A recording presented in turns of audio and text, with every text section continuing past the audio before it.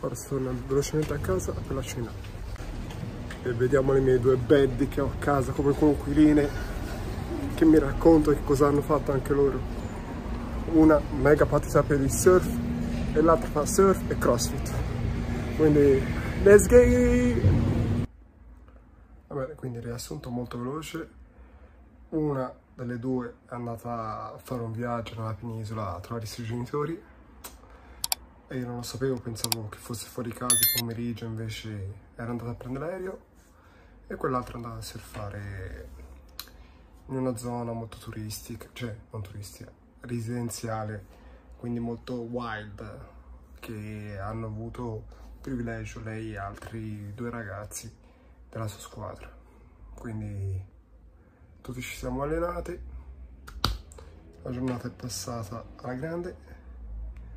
Minchia che segno c'ho. E let's go ski.